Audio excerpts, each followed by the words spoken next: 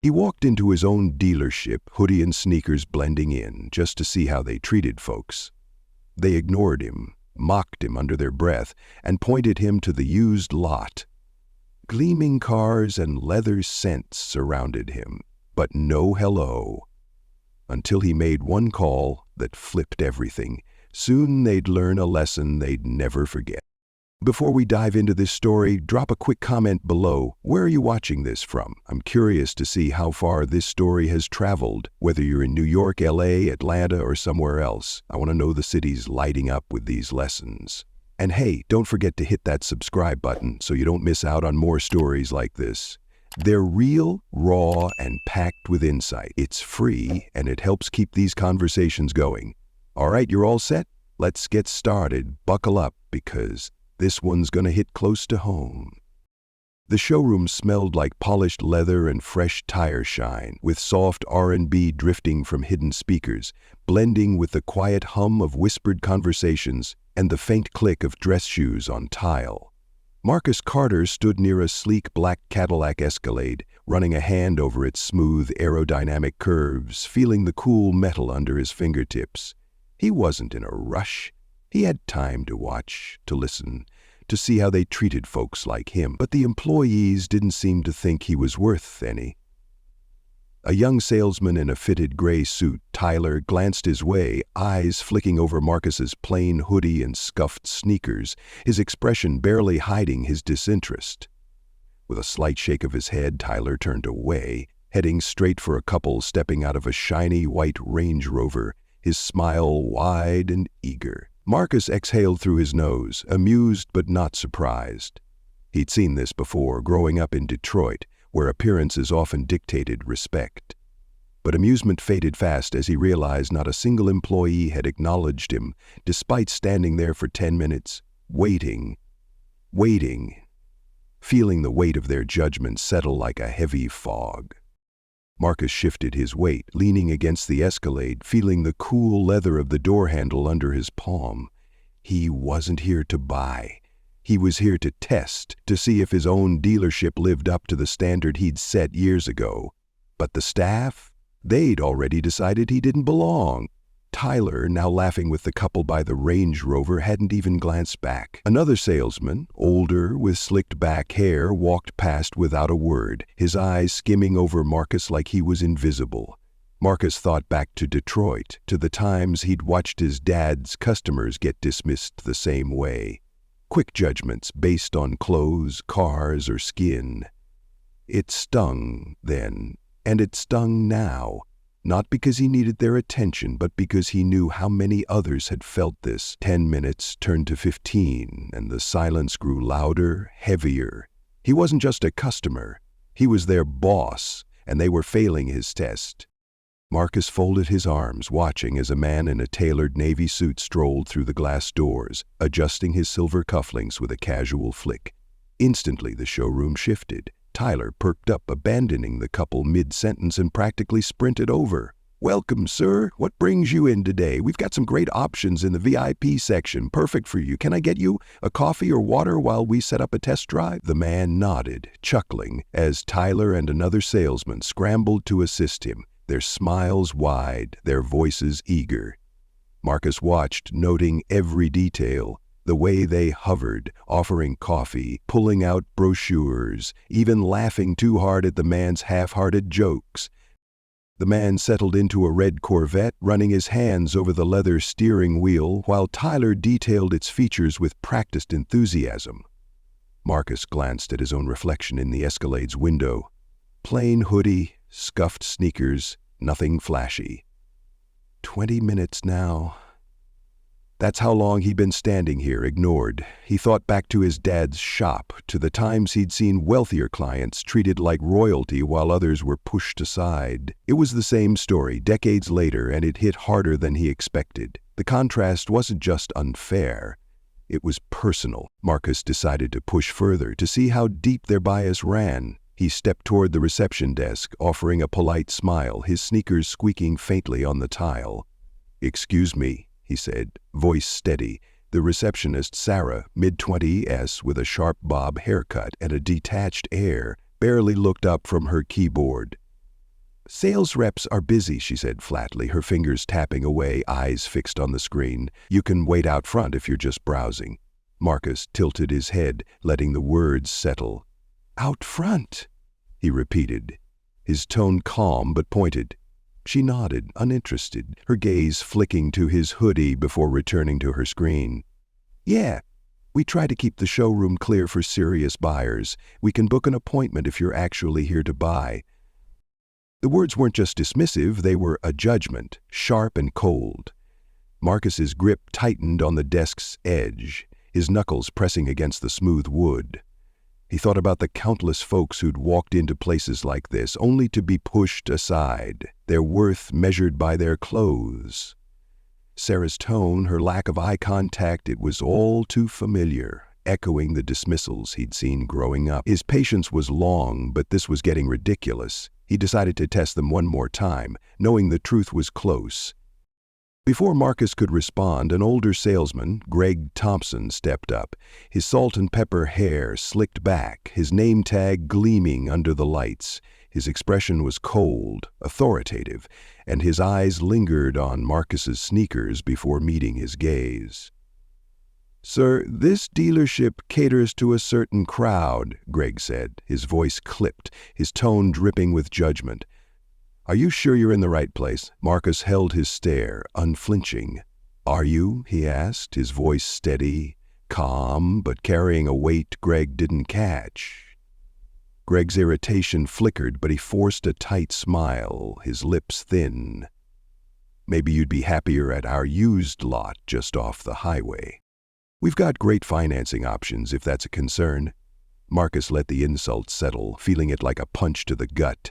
He thought about his dad's shop, how some customers were dismissed the same way, quick judgments based on appearances, not worth. Greg's words echoed those memories, and Marcus felt a familiar anger rise, hot and sharp, but he stayed calm, knowing the real test was coming. He felt the attention of other employees now, not to help, but to get rid of him. This wasn't a misunderstanding, it was deliberate, and Marcus was done waiting. Marcus nodded slowly, as if considering Greg's words, but his mind was already made up. He glanced back at the well-dressed man, now laughing with Tyler over the Corvette, their voices loud, their smiles wide. Then he exhaled, reaching into his pocket for his phone, the weight of it familiar in his hand. He scrolled through his contacts, found the number and pressed call, his thumb steady. It rang twice and a deep voice answered. I need you here now, Marcus said simply, his voice low, calm, but carrying an edge. He ended the call and slipped the phone back into his pocket, his expression unreadable. The employees had no idea who they'd just dismissed, but they were about to find out. Marcus leaned back against the Escalade, feeling the cool metal against his back, his eyes scanning the room. The showroom hummed with quiet conversations, but for Marcus, it was the calm before the storm. He thought about the weight of this moment, not just for him, but for every customer who'd been judged like this. He knew Michael's arrival would change everything, and he was ready. He glanced at Greg, at Sarah, at Tyler, memorizing their faces. They'd failed his test, and now they'd face the consequences. Marcus Carter hadn't always been a man people ignored. Growing up in Detroit, Michigan, he learned hard work the way most kids in his neighborhood did, by necessity, not choice. His mom pulled double shifts at the hospital, her scrubs always wrinkled, her eyes tired but kind. His dad ran a small auto shop on the corner, its sign faded, its bays barely staying afloat. At 14, Marcus spent weekends under the hood of old Chevys, learning how engines roared to life, how transmissions shifted smooth, how a well-tuned car could demand respect just by its sound. But cars weren't the only thing he learned about. He learned about perception, how people judged others before they even spoke, how a glance could cut deeper than words. His dad had a client, Mr. Jenkins, a businessman who always rolled up in a spotless Lincoln Navigator, his suit sharp, his watch gleaming. Marcus noticed how differently people treated him, offering him coffee, laughing too hard at his jokes, rushing to serve him. He remembers watching from the corner, seeing the respect Jenkins commanded, and wondering why it depended on his car. That lesson stuck, shaping Marcus's view of the world and his place in it, a lesson he'd carry for life. But one day Mr. Jenkins came in wearing work clothes, his navigator in the shop, driving a rusted Ford pickup, its paint peeling, its engine coughing. Suddenly he wasn't Mr. Jenkins anymore, just another guy, dismissed with a glance, ignored by the same folks who'd fawned over him before. That stuck with Marcus, hard and deep. He saw how quickly respect could vanish, how shallow it was, how it wasn't about the person but the pack. By 25, he saved enough to open a small used car lot in Detroit, its lot cramped, its sign hand-painted. He ran it with one rule: treat every customer the same, whether they drove a Mercedes or a beat-up Honda, whether they wore suits or hoodies. People respected that, and his business grew, word spreading fast. By 30, he expanded across 3 states, his lots popping up like wildfire. By 42, he owned one of the top luxury dealership chains in the country. His name on billboards, his empire built on principle. And yet, he never changed how he dressed, never flaunted his wealth, because to him, it wasn't about the money. It was about respect.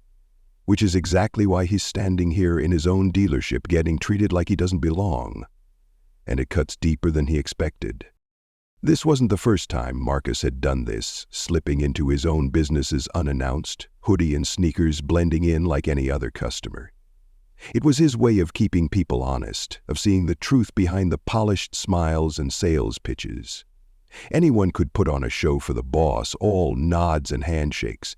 But what mattered was how they acted when they thought no one was watching. And right now they were failing that test miserably.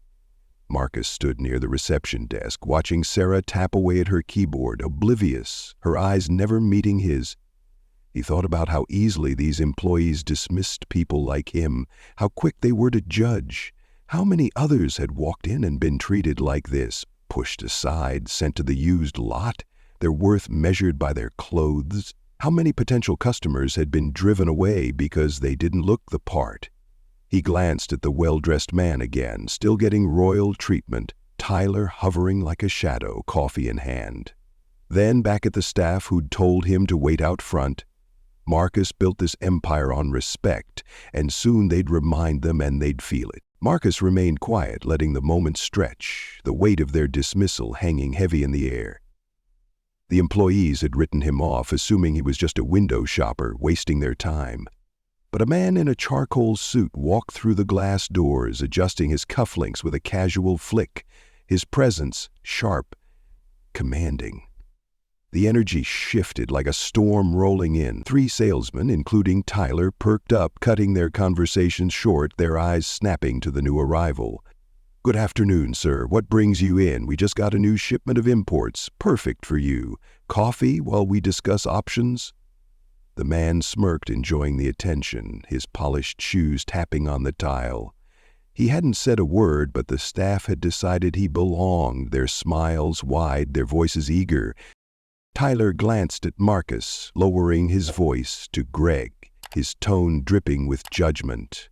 "You can always tell who's serious and who's just wasting time." Marcus pretended not to hear, his jaw tightening.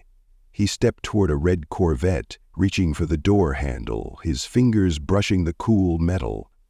Greg's sharp voice cut through the air, loud and cold. "Sir, I'm going to have to ask you not to touch that. We keep showroom cars pristine for serious buyers. Maybe try the used lot off the highway? Lower payments, better financing?"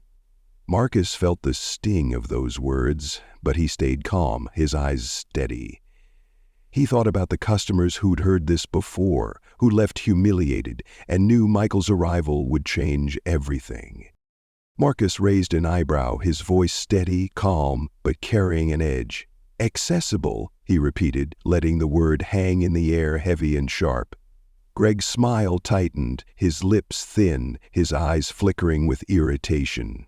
"We cater to a specific crowd, sir. You understand?" Marcus smiled faintly, but there was no warmth in it. "I think I do," he said, his tone low, deliberate. Greg nodded, mistaking Marcus's calm for acceptance, his shoulders relaxed. Marcus exhaled, pulling out his phone again, his thumb steady. It rang twice. "I need you here," he said, his voice low, calm, but carrying weight. Now. He hung up, tucking the phone away, his expression unreadable. The employees had no idea what was coming, but they were about to learn. Marcus thought about the customers who'd been judged like this and knew the truth would hit hard.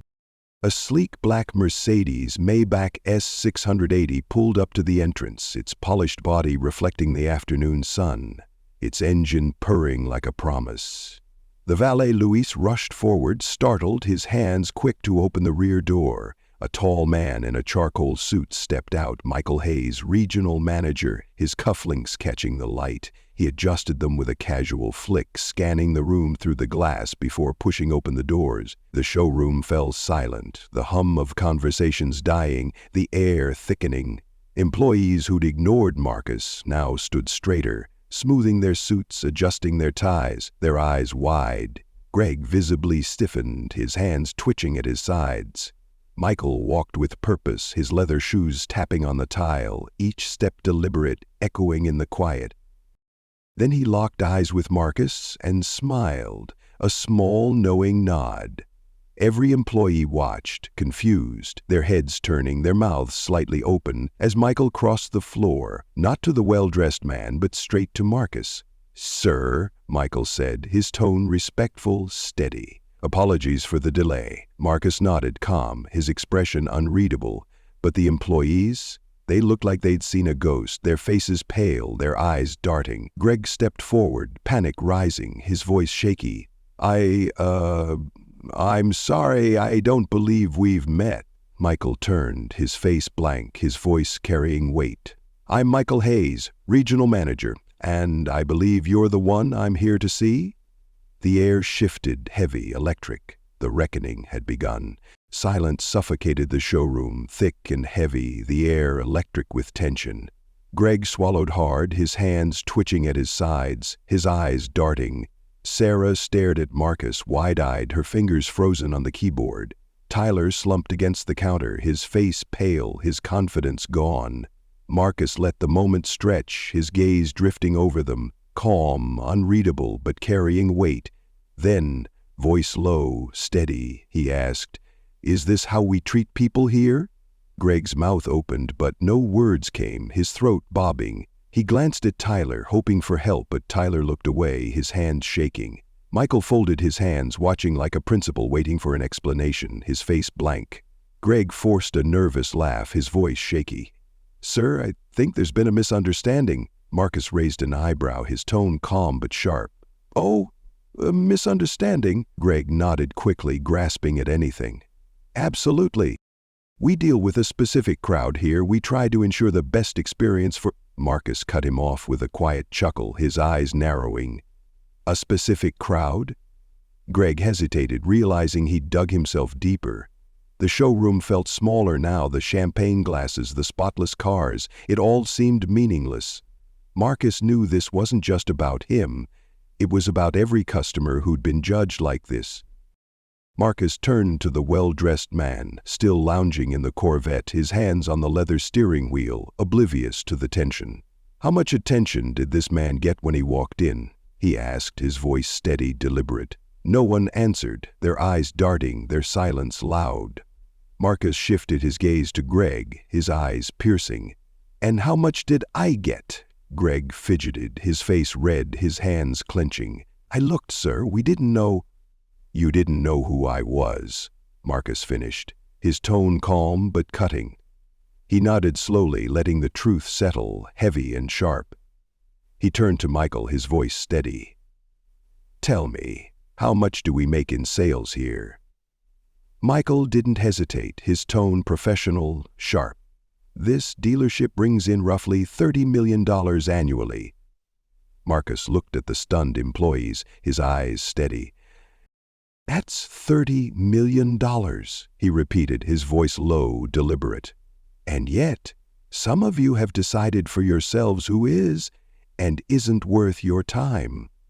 No one breathed, the weight of his words sinking in. Marcus stepped forward, closing the space between himself and Greg. Not threatening, but controlled, his presence commanding. Greg visibly shrank, his shoulders slumping, his eyes wide. Marcus knew this moment would change everything, and he was ready. "What would have happened?" Marcus asked, his voice steady, calm but carrying an edge. "If I really had been just another customer? What if I had been here to spend $500,000 today? Would you have let that money walk out the door?" Greg had no answer, his mouth opening and closing, his face pale. Marcus exhaled, shaking his head. Disappointed, not surprised, his eyes steady. Michael spoke, his tone sharp, professional, cutting through the silence. "Mr. Carter, how would you like to proceed?" Greg's head snapped up, his eyes wide, his voice shaky. "Mr. Carter?" The truth landed, heavy and sharp, a punch to the gut. The man they'd dismissed, mocked, sent to the used lot. He was the owner. Marcus looked around at the staff who'd judged him, his gaze unflinching, his presence commanding. Then, voice firm, steady, he said, "I want names." Michael nodded immediately, his tone professional. "I already have them." Panic rippled through the staff, a wave of fear. Sarah clenched her fists, her nails digging into her palms.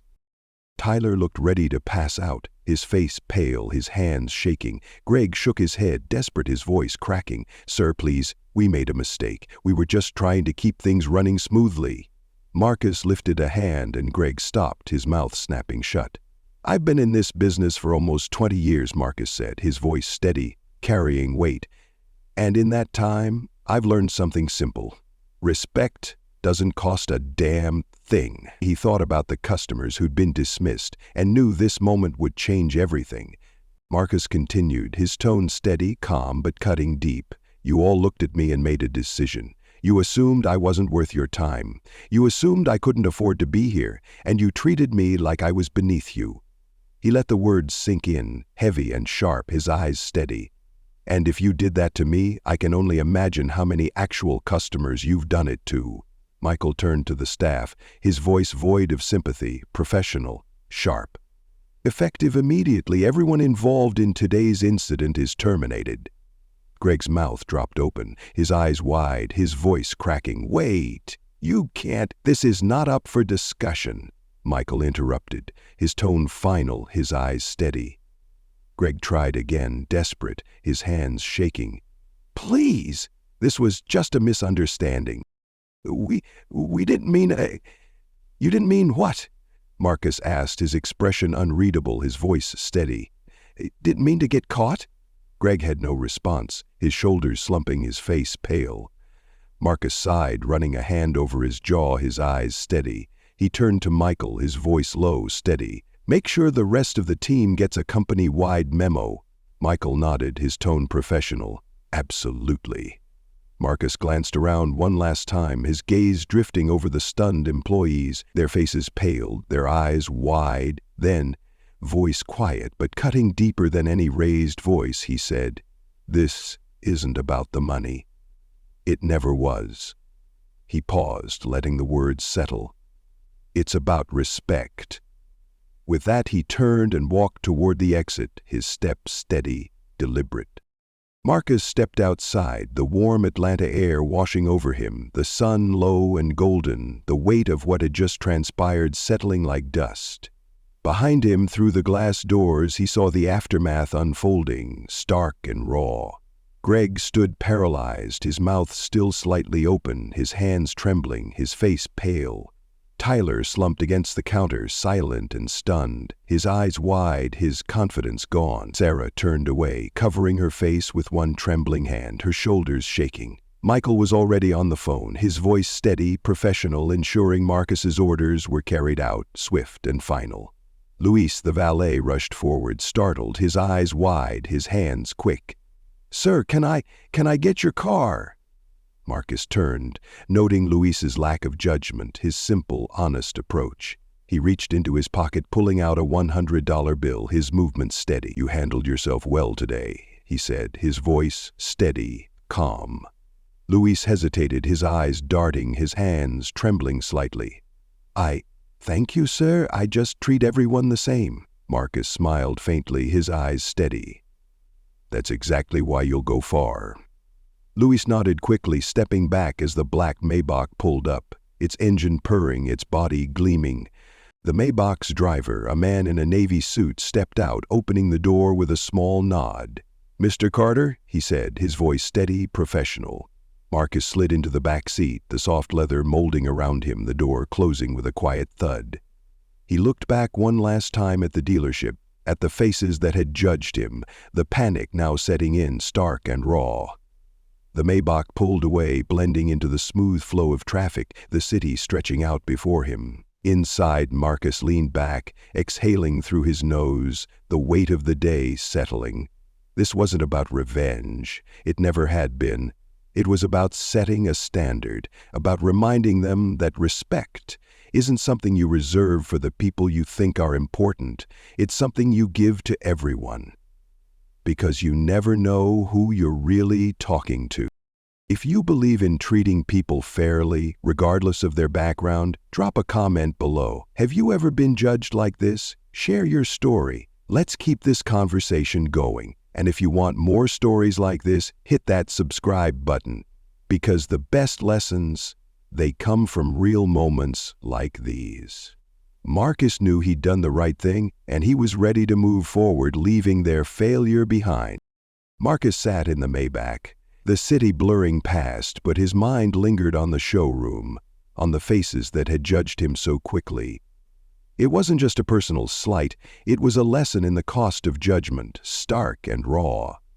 Every day, folks walk into businesses, workplaces, communities, only to be dismissed based on appearances, their worth measured by clothes, cars, or skin. Greg, Sarah, and Tyler had assumed Marcus's hoodie and sneakers meant he couldn't afford to be there, their eyes flicking over him, their words sharp. But what they didn't see was his history, his achievements, his humanity.